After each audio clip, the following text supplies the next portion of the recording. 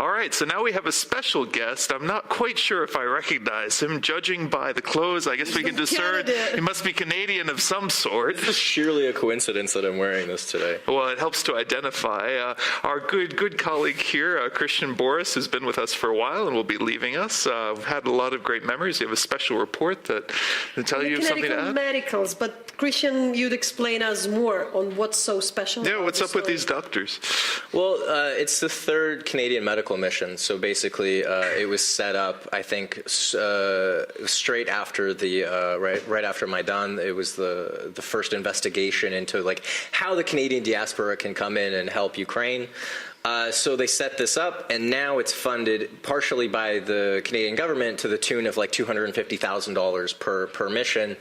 So private money and donations getting it up and running, and now to the point where the government can start to take over. They had this big fundraiser with actually the former prime minister, who everybody hated at the time or hated now. Well, who's much less attractive than the current prime minister. Yeah. We could talk about that. Yeah, exactly, and how attractive Trudeau is. But anyway, so they had this big fundraiser with Harper, and Wayne Gretzky, who's like our national hero, came out to it as well, and they raised. I think, Wayne Gretzky Polish. Ukrainian? Half Polish, half Ukrainian. Oh, okay. Yeah, born in Canada, obviously. So they did this fundraiser. They raised a couple $1 million or $1 million, something like that. And now they come back periodically, and then they're going to be back in February to do a similar mission. So basically, the mission is about operating on wounded Ukrainian soldiers and civilians. So actually, the one incredible thing that they did this last time that they were here, there was an 11-year-old boy from Mariupol who lost both legs and his right arm when he was playing with an unexploded RPG that he found near his home. So they realized that this boy had this problem, and they brought him in, they operated on him, and now actually a hospital in Canada has offered to bring him to Canada, and he will spend 5 or 6 months out of the year, every single year until he's 21 at that hospital, recovering and getting prosthetics and stuff like that. Okay, so there are still a lot of these small but very human stories we have to follow. Thanks a lot for this report. We would watch, and I'll say goodbye for tonight. Please enjoy the story done by our colleague, and see you in a week. Yeah, till next time. And thank you, Christian, for all your hard work. Thank you very much.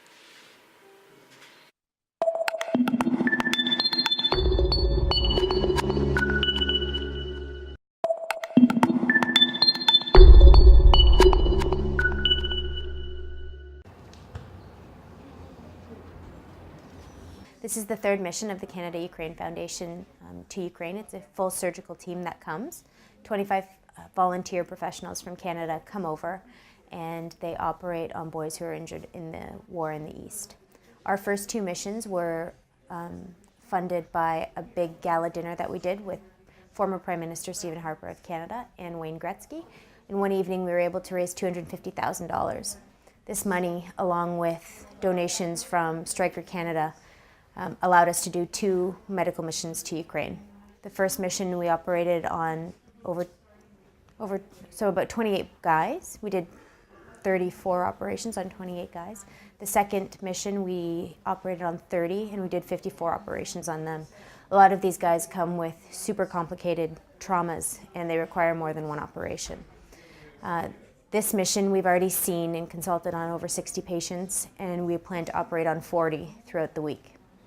The types of injuries that these guys have acquired are the ones that we address are craniofacial. They are massive traumas to the face. We also do some hand reconstruction as well, but the craniofacial problems that we are addressing would not otherwise be addressed. A lot of times they look at them as, well, we've patched you up, you're not bleeding anymore, so off you go. And if you do want further reconstructive surgeries, that's something that you'll have to pay for. And it's costly, just everywhere in the world it's costly. And many of them, they're not able to just allow themselves to pay, because, the situation is horrible here. So probably if we wouldn't do it, they would never happen. Это же уже приезжают третий раз. Первый раз я лежал здесь же в Киеве. Ортопедия и трансплантология, я просто не попал и не знал этого. Когда уже уехали, тогда можно было. Потом второй раз я уже в Шалимово лежал здесь в Киеве, тоже узнал. Я ждал просто их, чтобы именно люди уже это моя была как последняя надежда. Вот скажут уже все. Потому что наши специалисты наотрез отказались уже все полностью. Это был так. Думаю, поеду, вердикт сделают, если это самое, то все уже. Даже если даже и не помогут, то уже морально можно уже двигаться дальше. Sometimes of surgery, our specialist not so often make, especially in military hospitals. They, on the beginning of the war, they haven't so much experience, because usually here not so much wounded. Ukraine was a peace country, so here a long time we haven't war. After the Maidan, he saw that there were a lot of boys with these post-traumatic injuries to their skulls because the Berkut beat them or because the snipers shot at their faces. And then the war started and the number of patients just kept growing.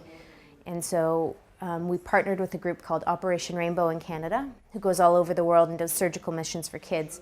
But they partnered with us to teach us how to do it. We have young guys who've suffered major injuries to their skull, and we ask them, okay, what's your biggest worry? Like, you know, because they have several traumas. So we say, what do you want us to pay attention to the most? And he said, well, I'm just worried that nobody will ever want to marry me if I look like this. Girls think I look like a monster, and I don't know if I'll ever find a wife. So we try and give them a little bit of help and a little bit of hope. They fix my top lip because it was growth to my nose. They cut contractors and cut pieces skin from my knee and neck, from my neck, and put under nose. For me, became easy eat, and I looks better. Probably if we wouldn't do it, they would never happen.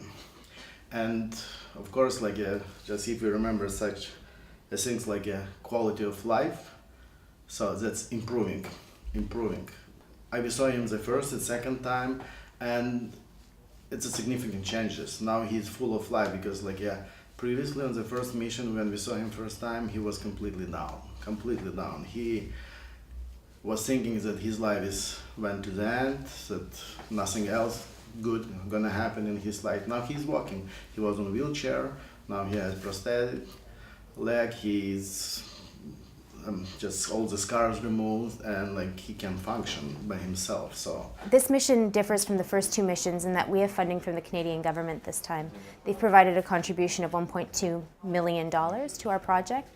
This project allows us to build capacity within the medical system of the Ministry of Health. So previously, Stryker Canada was very generous and they lent us the instruments and we had to bring them back. This was valued at around $200,000. This time we're able to bring the instruments, teach the surgeons here how to do the surgeries for the guys afterwards, and then let them continue the surgeries without us. What we're doing here is sort of like a master class, which is awesome. We work with our Ukrainian colleagues every step of the way. Every patient is actually the patient of our Ukrainian colleague. They've taken full responsibility. In every operating room, there's a Ukrainian surgeon, a Canadian, a Ukrainian anesthetist, a Canadian, a Ukrainian OR nurse, a Canadian. There's Ukrainian medical students that speak Ukrainian and English that translate for everybody. And it's one amazing working unit. Oleg said the energy in the operating room is something he's never felt before.